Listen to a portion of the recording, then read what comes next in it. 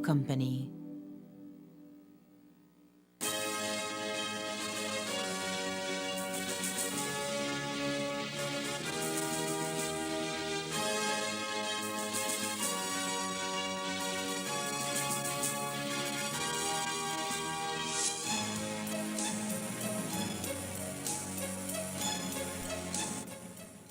Tonight on CTV3 News, the country witnesses day 8 of protests by BSCFA membership. The impasse seems to have been broken as discussions continue to this hour. A truck loaded with brown and white sugar intercepted by police near Buena Vista. Both driver and sideman are said to be of Guatemalan nationality. BSCFA placed on legal notice by 3 smaller associations and BSI ASR. And the work continues in Corozal and streets continue to be upgraded. These are some of the stories we have for you tonight in our newscast for Thursday, January 4th, 2024.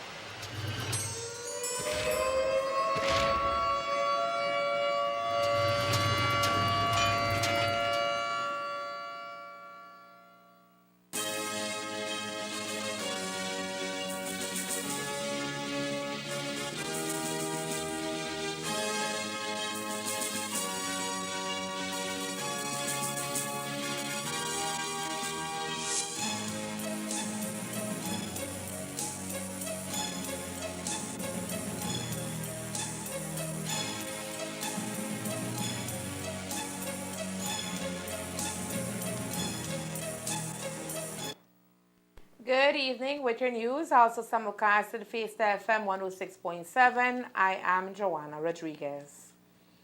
News reaching CTV3 is that government might have been able to broker an agreement between the BSCFA and BSI ESR. At minutes to 6, representatives from the BSCFA came out from the Yule Creek Agri Station but refused to comment on the discussions as they made their way to the offices of the Sugar Industry Control Board, where their membership waited for them. Right after they left the area, government leaders, including Prime Minister John Briceño. The PM did not address the media, but Minister of Agriculture Jose Abelardo May did. While he was candid when commenting on the proposal on the table, he was hopeful that it would be accepted by the membership of the BSCFA. We did arrive at what we believe is a workable agreement for the farmers. We cannot disclose right now the details of the agreement because they are going back to their membership right now, and we'll explain to them in detail what the agreement is. I'm hoping that this agreement they will accept, and I think it's in the best interest of everyone that we sign this agreement and we move on. I must give credit to the Prime Minister who today was extremely, extremely convincing to both sides. He worked very hard to convince the ASR personnel, and he also worked very hard to convince the members of the BSCFA. I must thank him for that. I must thank the leaders of the BSCFA, and I also want to thank my technical team from the Ministry of Agriculture who have worked diligently for the past 3 weeks trying to reach to a solution. I hope I'm not speaking too fast because we still have to wait for the membership of the BSCFA to accept the agreement. How confident are you that they will accept? We reached almost to everything that they had requested. Of course, when you negotiate, you must give up something. You receive something, but you give up something. And so I believe that both sides may not be happy, but they are satisfied with the agreement that we have today. So I want to end with that statement. I know you can't go into details, but can you talk about maybe some of the main hurdles that prolong this arduous The negotiations? hurdles, as you all know, are one, the fair trade, two, the term of the agreement, three, the sticking points were the new fees. These were the main sticking points that really raised a lot of concern on both sides. But I'm hoping, and I hope I'm not speaking too fast, but we hope that the membership will accept our proposal. The throughput and the terminal costs, I know that those were two main points of contentions. And my question is, as a cane farmer, sir, have you all been charged, or have you been charged those terminal costs and that throughput cost, but maybe in another way of wording? No, I think that from what we have been hearing and from some of the discussion, there is a charge that was done last year, and so that has to be sorted out between the BSCFA and BSISR. Yeah. Sir, and just lastly for me, I know you said you can't go into details, but once the agreement is signed today, when will the association begin delivering cane? I think that has to be done immediately. We need to start the crop immediately. Like I said. As mentioned, it seems BSCFA and BSI-ASR have reached an agreement. We join our news editor, Carmelita Perez, who is at the Surdy compound and brings us the agreement on the table. Muchísimas gracias a Joana ahí en los estudios de CTV3 Noticias. Como has mencionado, estamos en las instalaciones de Surdy en el área de Buenavista y se une a nosotros el director de finanzas de la BSCFA, el señor Javier Quené, y en estos momentos él nos va a indicar cuál fue la propuesta que se puso en la mesa durante tantos días de discusiones. Finalmente, hoy se pone una propuesta nuevamente. Los líderes de la asociación, señor Quené, fueron los que estuvieron durante esa negociación con ministros del gobierno.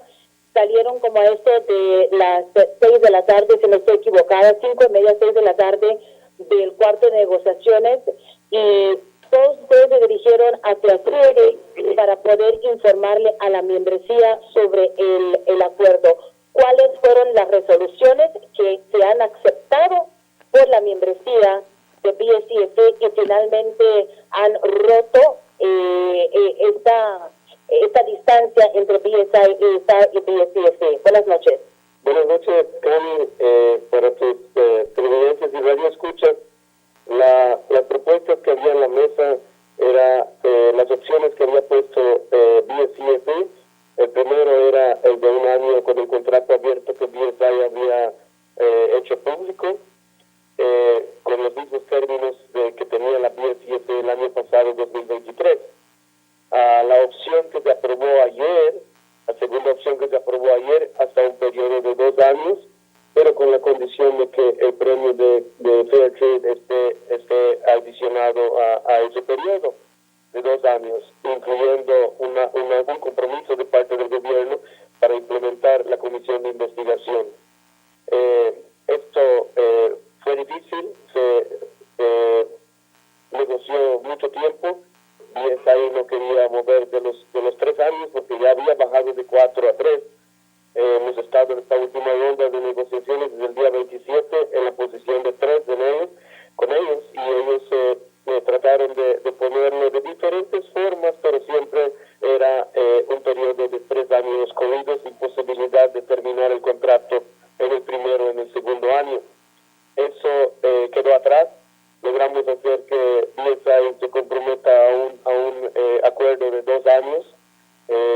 Costó mucho. El primer ministro y el honorable Abelardo May y todo el equipo que estaba allá de Narancaco estuvieron apoyando, insistiendo en que BSI considere esto. Tuvo que llegar hasta las autoridades más altas de BSI, con sus abogados, con sus gente que les asesora, y por fin, como a eso de las 2 de la tarde, llegaron al compromiso de aceptar los 2 años, pero ahí nomás sin ninguna otra cláusula adicional, o sea, 2 años sin que los costos vengan siendo incluidos.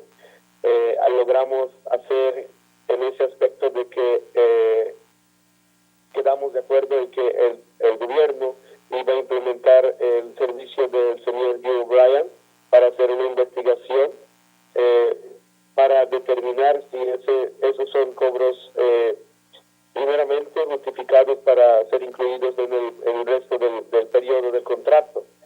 También quedará sujeto a los resultados de la comisión de investigación, que van a ser los más oficiales, por decirlo así, ¿verdad? Entonces, el throughput y el terminal charges permanecen en el acuerdo de 2 años. No, estarán fuera. Estarán fuera. Estarán fuera. Es lo que también buscamos. Exacto, estarán fuera inicialmente, y lo que quedó un acuerdo entre el gobierno y BSI, que la parte de BSIF lo va a estar pagando el gobierno, va a ir a un fondo separado. Si es que después de los 3 meses se determina que se debió de haber cobrado, entonces saldrá de ese fondo que el gobierno ya puso ahí. Y luego ya los cañones de la BSIF van a continuar pagando. Después de ese periodo, si se determina que es válido. También después de eso se agregó de que la comisión de investigación, el primer ministro del gobierno se comprometió a implementarlo en un periodo de 30 días para que su finalidad tenga la implementación de la renovación de un acta azucarero moderno con los resultados. O sea que esa será en la segunda fase de los resultados de la comisión de investigación.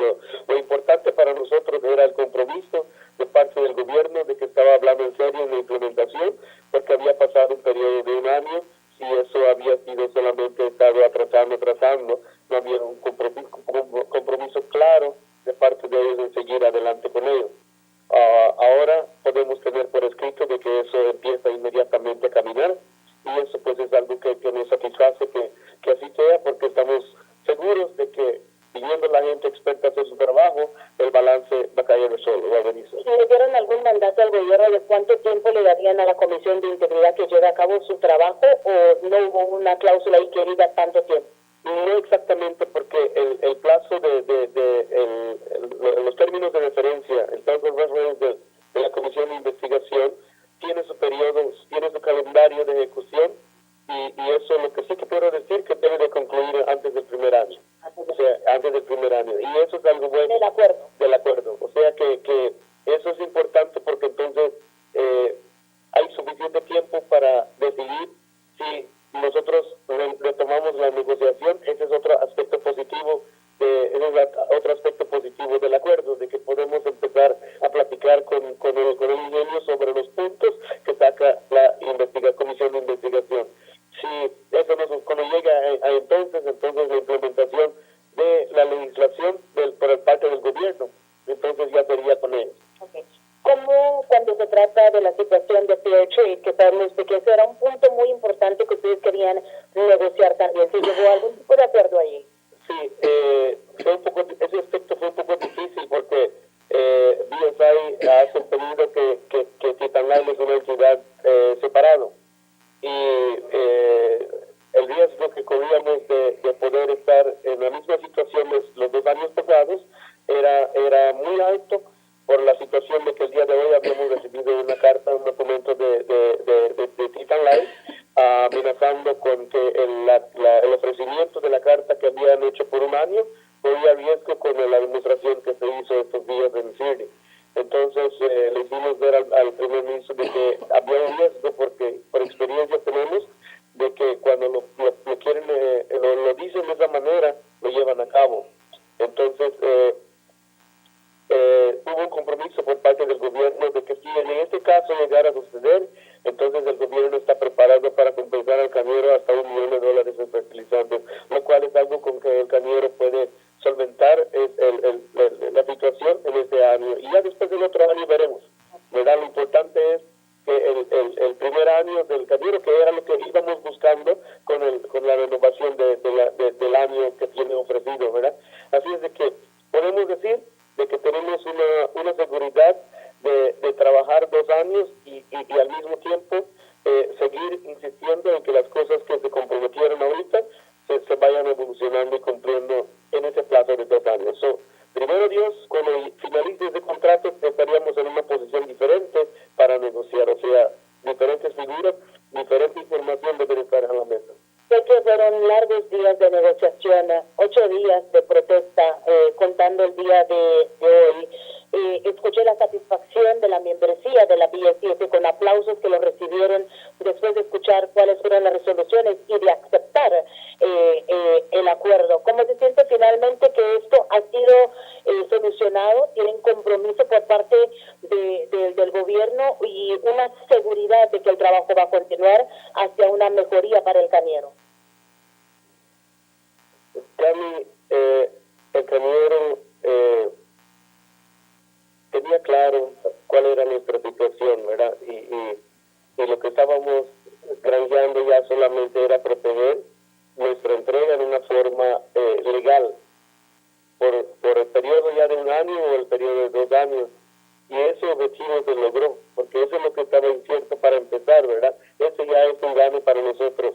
Los beneficios adicionales, como lo que es el premio, pues podemos trabajarlo y siempre estamos dispuestos a platicar y a negociar, a conversar con Titanline y nuestros miembros para ver cuáles son las opciones a seguir, ¿verdad?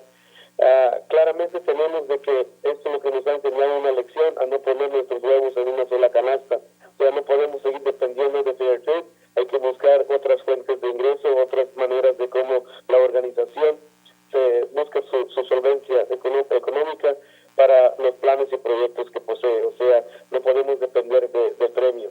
Entonces, eso es algo que tenemos muy claro y creo que vamos a trabajar fuerte en ello. Primero Dios, en la siguiente asamblea general que tengamos con nuestros miembros, vamos a tomar medidas respecto a eso. ¿Cuándo el cañero de la BSC empieza a entregar caña a la fábrica y cuándo se firma el acuerdo entre ambas entidades? Primeramente Dios, la firma se hace mañana, el documento va a ser verificado en la manera legal escrita por nuestros abogados y sus abogados de BSI, pero el concepto que les presenté es el concepto que va a estar en el acuerdo. Y entonces la firma de ellos se debe hacer tal vez mañana, pero las pláticas con el SPC también empiezan mañana para ver la coordinación de la cosecha cuando el BSF puede. Pero me imagino que después de la firma ya se puede entregar. Si BSI tenía esa oportunidad de recibir caña con un contrato abierto, no creo que sea una dificultad, ¿verdad? Última pregunta, no sé si se ha discutido qué sucederá con los cañeros miembros de la BSC quienes entregaron caña a la fábrica bajo el acuerdo abierto que se les dio la opción. ¿Alguna repercusión para ellos o esa discusión no se ha hecho aún? Bueno, no se ha hecho ninguna discusión sobre ello, Cami. Lo que sí Nuestros estatutos son claros, ¿verdad? El miembro decide resignar y él puede resignar, o sea, hay facilidad de hacerlo. Y si quiere volver, puede volver a aplicar. En ese aspecto, no hay, los que entregaron, en ninguna manera estamos diciendo que están expulsados. O sea, estamos trabajando en las medidas que se van a tomar porque nunca habíamos tenido esa situación. Entonces son cosas que se tienen que discutir. Señor Gemma, muchísimas gracias por su tiempo y con eso, Joana, regresamos contigo. Como habíamos mencionado, se llega a un acuerdo y lo único que falta para hacerlo oficial es la firma por parte de representantes de ambas entidades, pero creo que con esto la protesta termina y solamente esperamos a ver cuándo los cañeros de la BSCF empiezan a entregar caña a la fábrica. Regresamos contigo ahí en el estudio, Joana. Go ahead.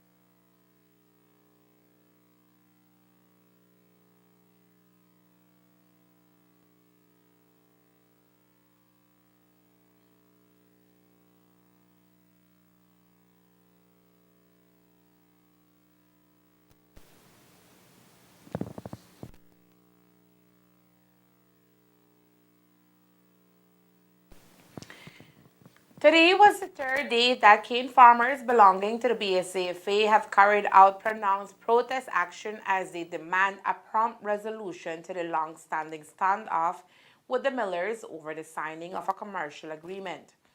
Since the start of this week, tensions have been running high at the Surrey grounds in Buena Vista Village, which has served as the base camp of the association. Since Tuesday, the Philip Golson has been blocked on 2 occasions, and on Wednesday, emotions were heightened as farmers attempted to stop Agriculture Minister Jose Mai from leaving the Surrey compound.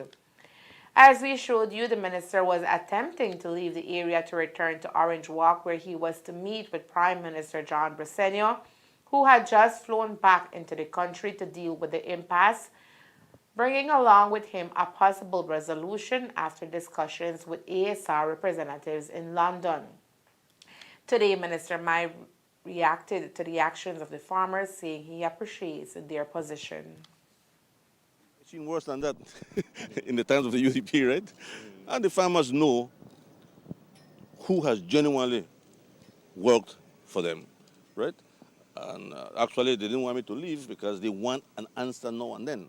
And so I understand the frustration of the farmers.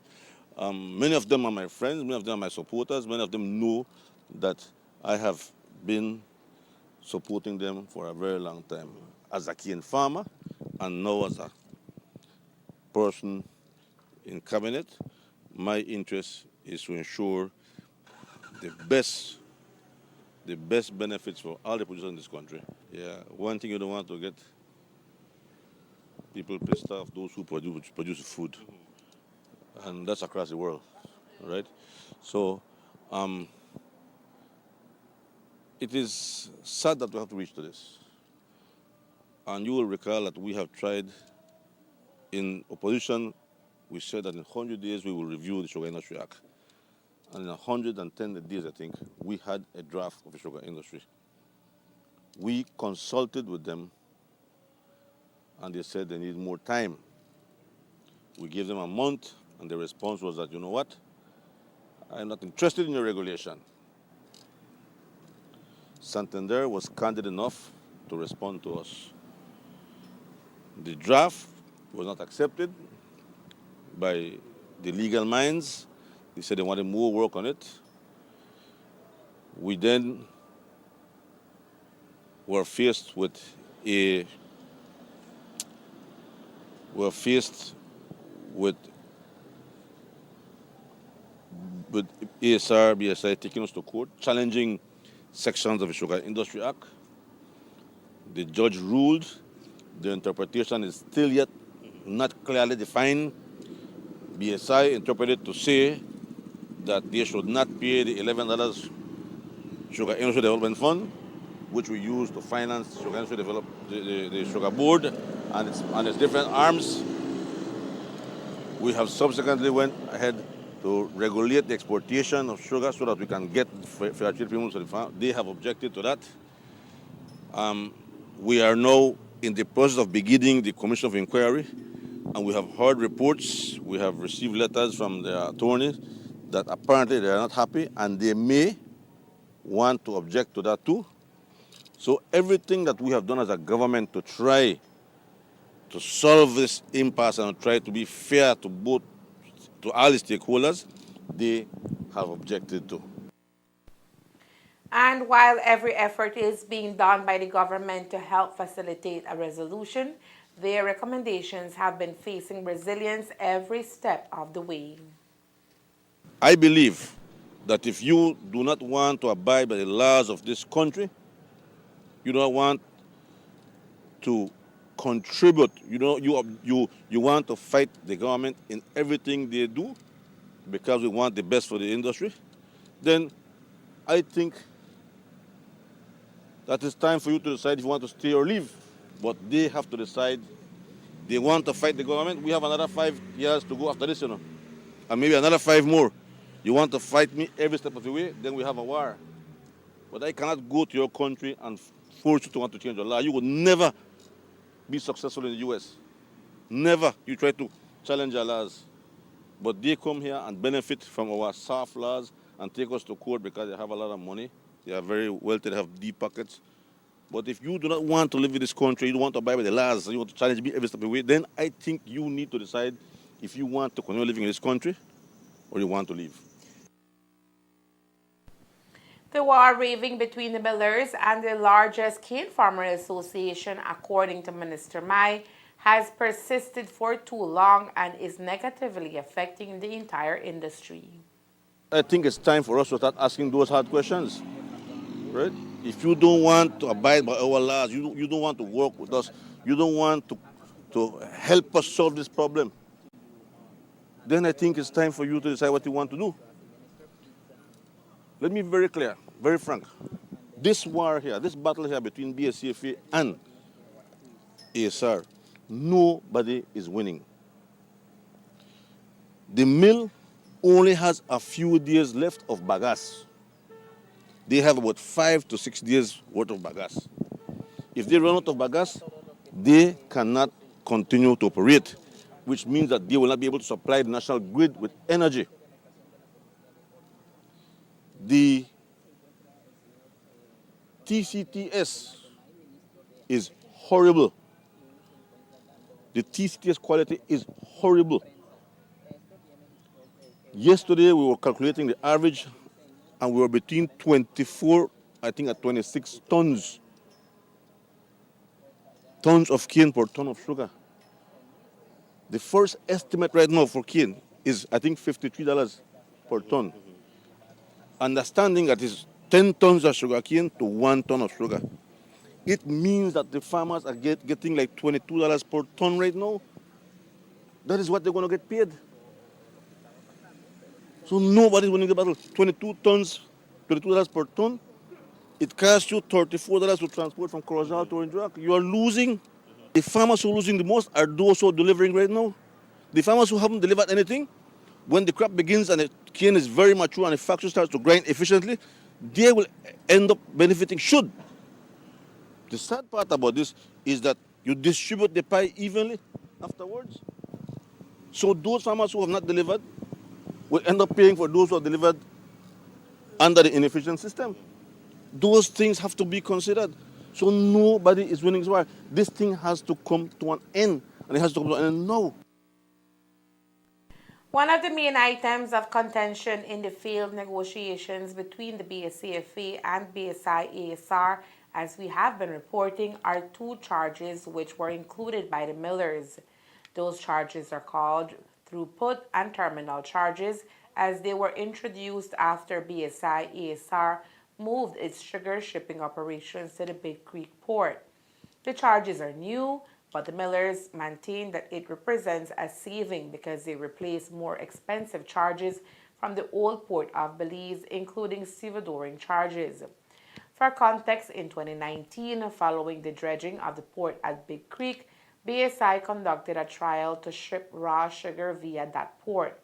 According to BSI ASR, the results of the trial were shared with all association leaders.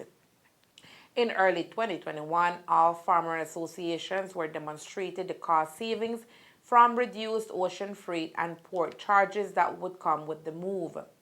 BSI also informed the associations that it signed a 30-year lease with the Port of Big Creek, and that port charges, which would be lower than what was paid to Port of Belize Limited, would also be locked in for the 30-year duration of the agreement.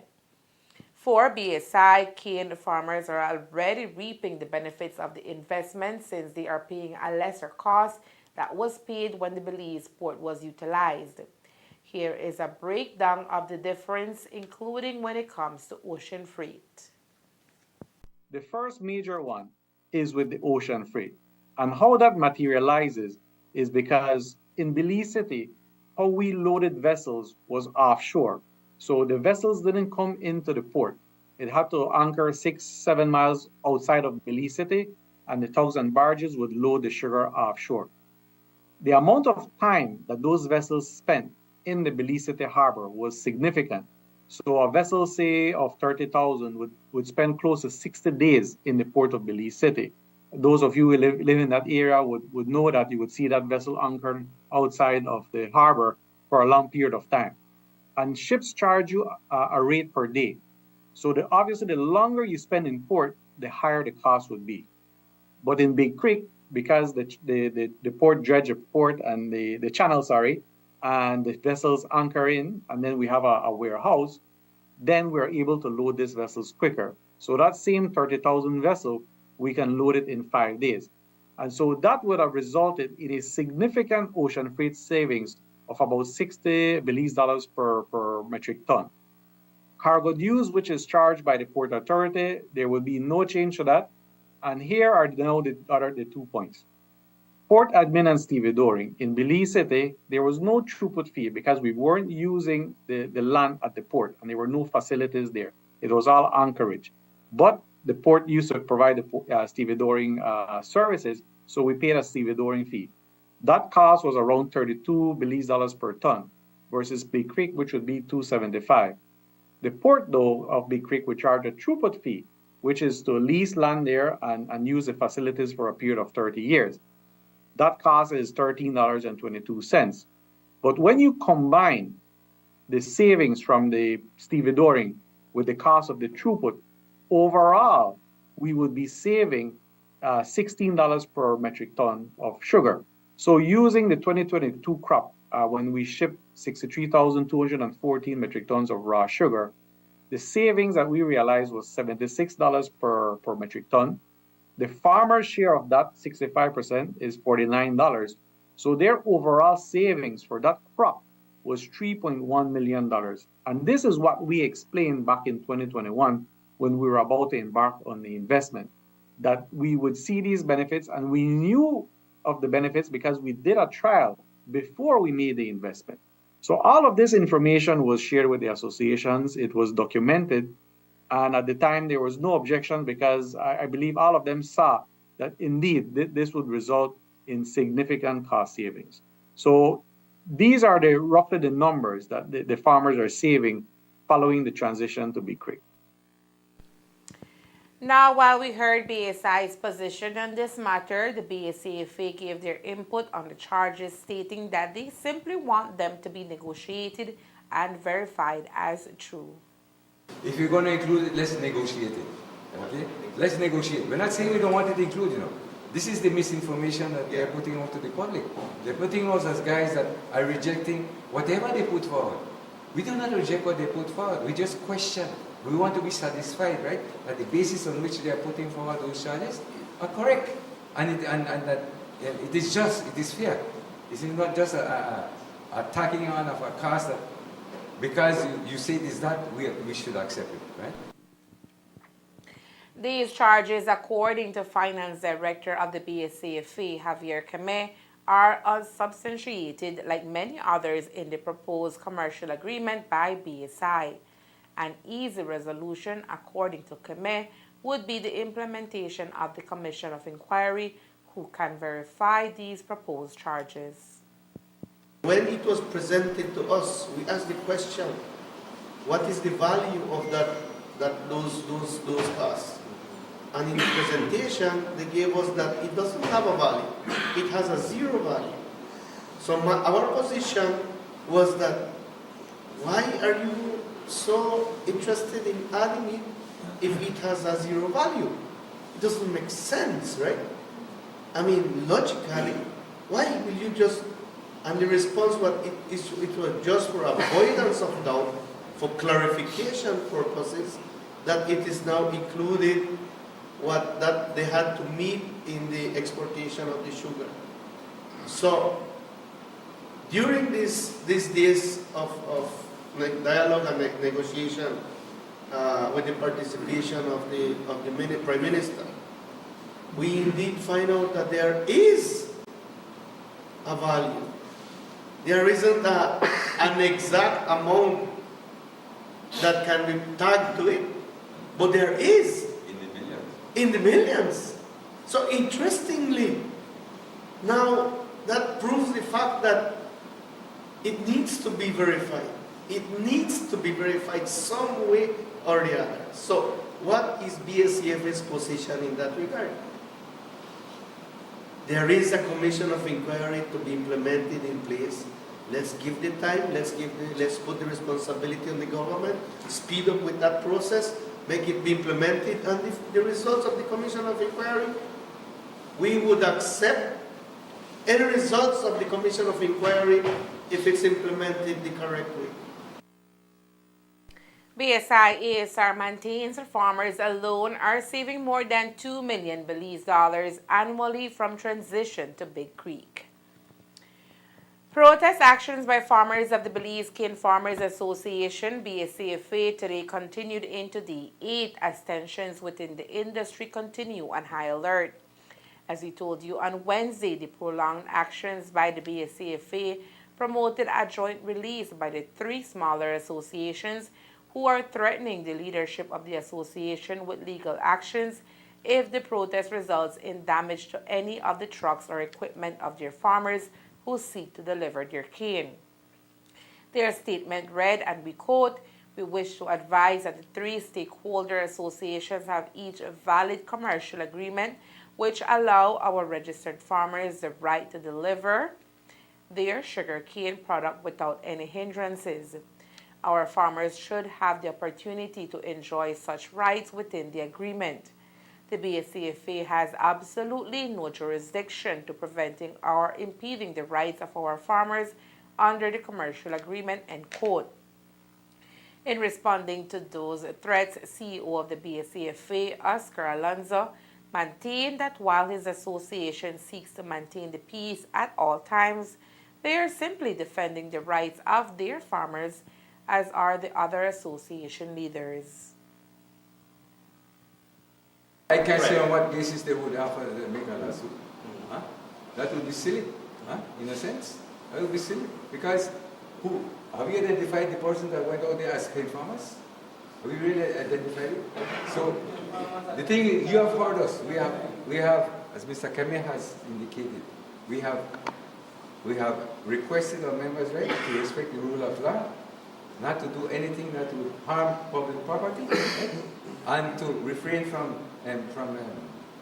bringing harm to anyone or anything. You have heard it publicly, right? Okay. So the question, we got to be careful, you know.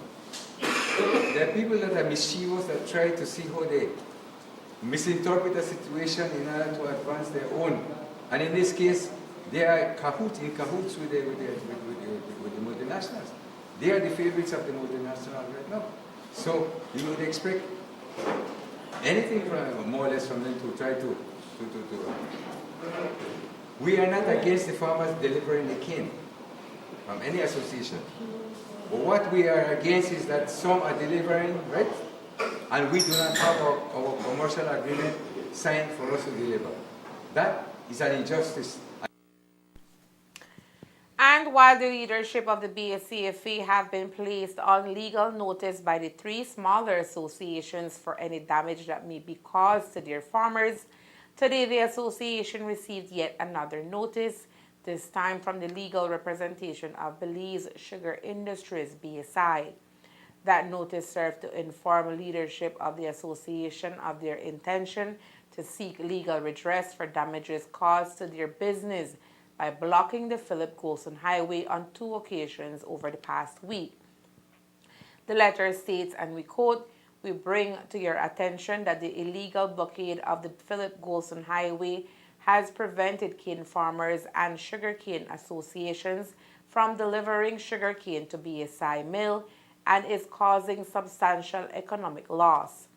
These losses increase with each additional hour and day the BSCFA's illegal blockade continues."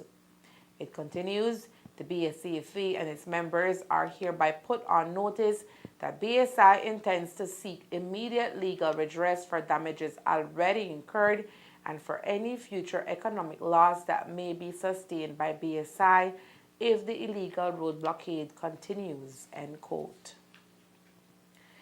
Today, the Maya leaders of the South joined others in pledging their solidarity to the farmers of the North. The Toledo Alcalides Association and its partners, the Maya Leaders Alliance and Julian Shaw Society, today issued a release where it pledges its support for Caneros. The release reads, quote, "Our legacy as Belizeans is one of hard work inspired by limitless talent. However, we are unable to realize our full potential when the critical resources are owned or controlled by a very few, propped up by government policies and special arrangements. This is a nightmare that has haunted the Caneros of the North and the BSCFA for years. For many Caneros, sugar cane farming is their livelihood, the only source to make a decent and dignified life for their families and children. Taking away their livelihood is essentially destroying their life and dignity and the future of their children. When our lives, our dignity, our families, and our children are threatened, it is our duty to ensure that they are protected at all costs," end quote. Coming up next, police intercept a truck loaded with 200 sacks of brown and white sugar with BSI's mark. Where was the sugar headed? Stay tuned.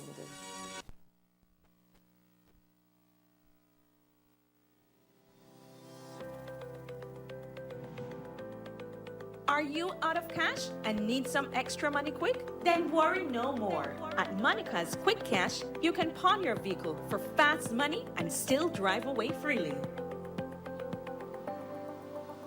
We're also the best place to pawn your TVs or gold jewelry and sell your scrap gold.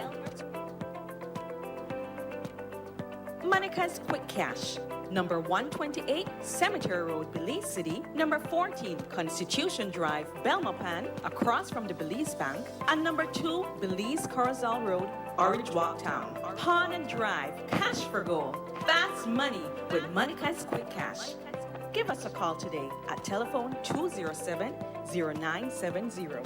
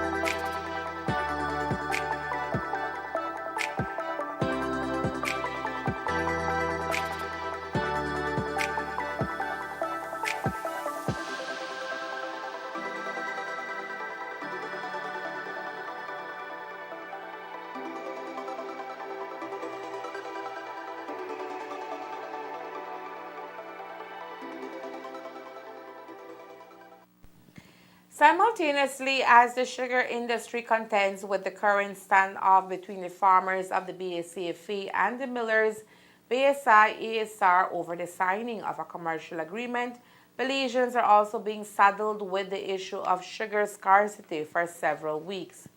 This issue has even forced the importation of white sugar into the country.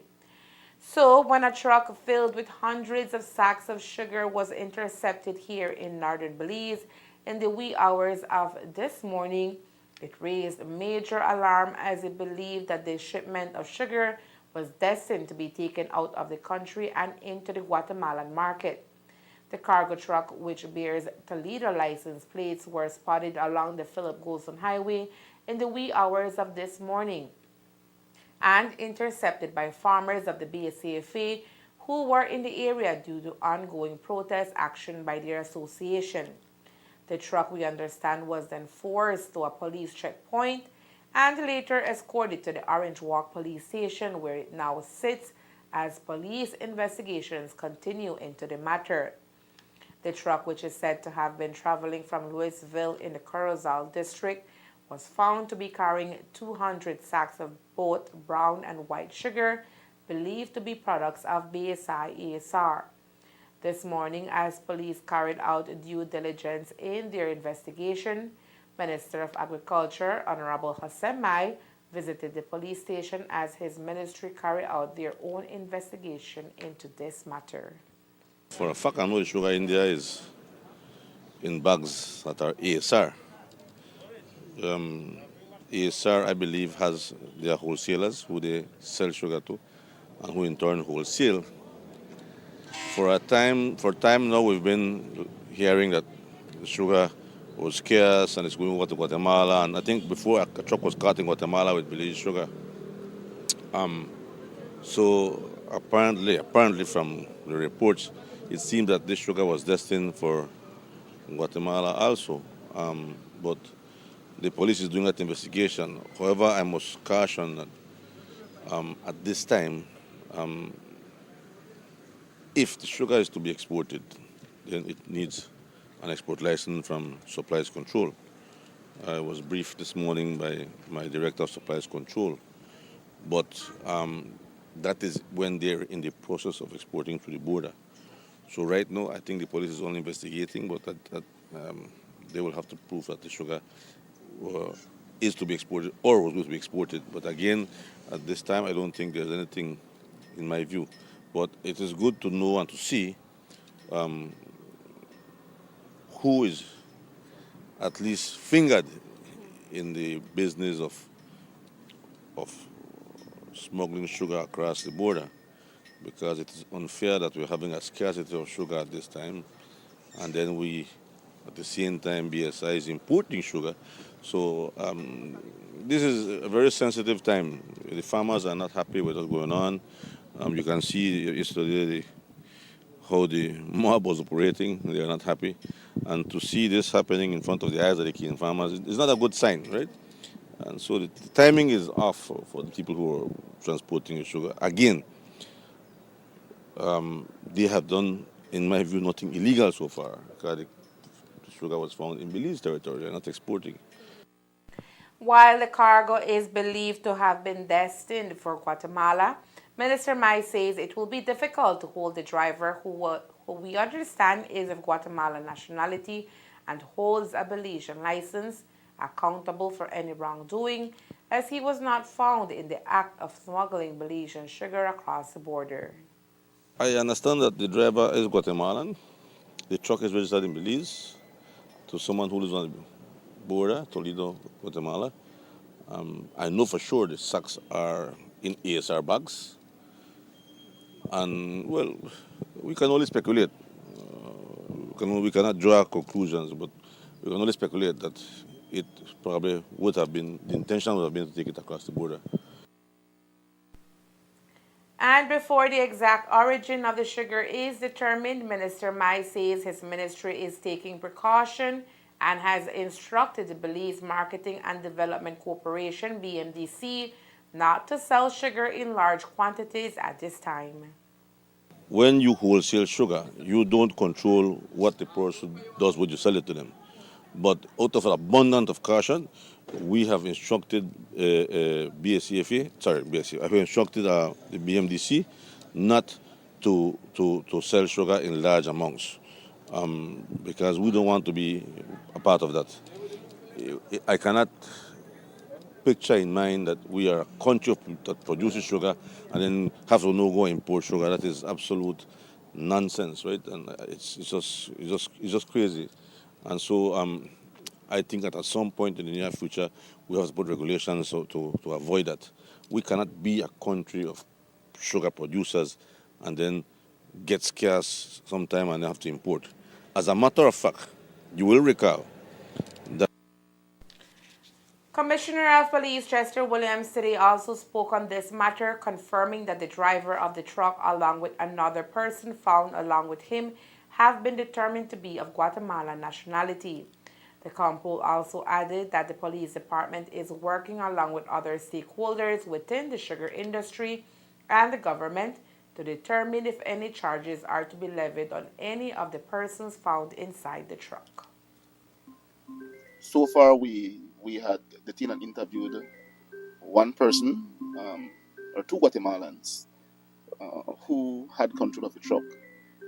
We are currently investigating, and we have confirmed that the sugar was purchased from BSI by a person, and that person subsequently sold the sugar to the Guatemalans. So we are awaiting words from the sugar board as well as the Ministry of Agriculture to decide what is going to become of the sugar.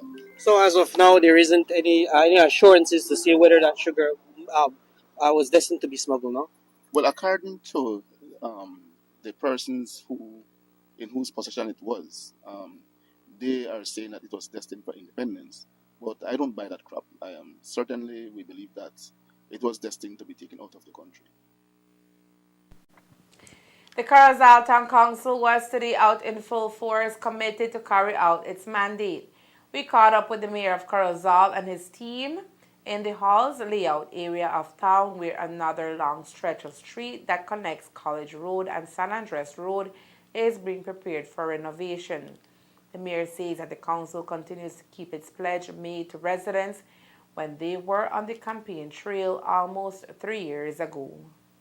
First of all, I want to start by wishing all my Corozaleños a Happy New Year's.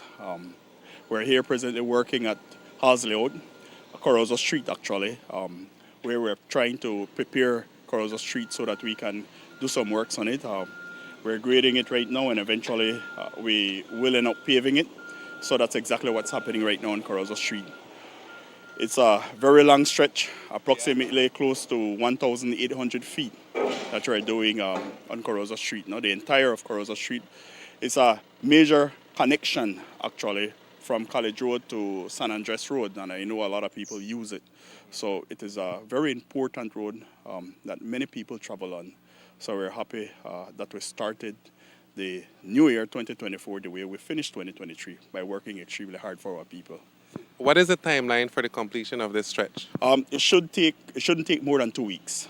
Once we start processing, which is the ripping, the grading, and then putting the all in, we will prime it, and then eventually, a couple days after, we will do the first coat. Hence, or I should say, keep in mind that we have to work with the weather also. I know it's January, and sometimes out of the blues it rains, right, because of the cold fronts. So we have to take that into consideration also. And there are more streets that are already on the list for completion in the next 12 weeks, says Mayor Rico Veos. We still have close to 5 to 6 more streets that we need to do. Some of them, San Pedro Street. We still have 5th Avenue that we need to do. We still have a part of 7th Avenue that we need to do. So we have a couple of them that we still want to finish such before the elections. I'm hoping that the weather permits us and time permits us. But that is the plan that we have. It's a total of close to 20 streets that we will do before elections now. And I know that people appreciate it very much. And people can see us working extremely hard. That's what we promised the people 2021. When we run for the second term, and we can say that we're definitely delivering what we had promised to our people. Even before an agreement was reached between BSCFA and BSI-ASR, talks were already circulating of the possible nationalization of the sugar industry. And the recommendation did not only come from the public, it also came from one member of cabinet, Henry Charles Usher. They tell the mill you need to pay this. They can only broker a proper deal that will make sure that the majority of Belizeans benefit. But the cane farmers are tired of dealing with this ASR mill. And the time may come that we might have to take back that mill, The time may come because this industry is for Belizeans, this industry is for the cane farmers. As the owners of the factory, BSI-ASR commented on Usher's declaration, sending out an invitation to him to visit the offices of the manufacturer to better be informed. We hope that he would be able to come and sit with us and have the information to have a more informed position. It's unfortunate that very often for political mileage, that might be the route that people may choose to do and vilify, for example, foreign direct investment. But we feel that we have been very transparent and we have been consistent in terms of what we have been stating from the start of negotiations. And we're open to having a conversation with him to see what informs his view. But for Minister of Agriculture, Jose Mai, nationalizing the industry is not realistic. Here is why. I do not support nationalism of any private sector. If they want to leave, they can sell out. But I believe that the private sector should manage the private sector. Government has no business in managing the private sector, because we run into a problem. And nationalizing, in my view, is not an option. And while Minister Mai believes the industry should remain in the hands of the private sector, the leaders of the largest association are of the opinion that the industry should be in the hands of the Belizean people. It's going to time the way BSI is behaving. You have Social Security Board, use it, they're investing in productive industry. We are one of the key productive industry. Nationalize it if that can solve the problem. We can run that factory. Mr. Kame has traveled, we have contacts abroad that can enable us to get a good management system. You don't have to have, it's all about modern organizational principles. Anything can be done. Right? And we have talent. We have people who are able to be able to do that. The lack of an agreement between the BSCFA and BSI-ASR also affected the delivery of cane to the factory since the inception of crop on December 28. And that's the news. We invite you to join us for another newscast on Friday, January 5th here on CTV3 and Fiesta FM 106.7. Remember that to read a text version of the news, you can visit our website at CTV3BelizeNews.com. You can also log on to our Facebook page for current stories at facebook.com/CTV3BelizeNews or our YouTube channel at CTV3 News BZ. Remember to wash your hands and remain safe. From all of us here at CTV3 News, thank you for watching and listening. Good night.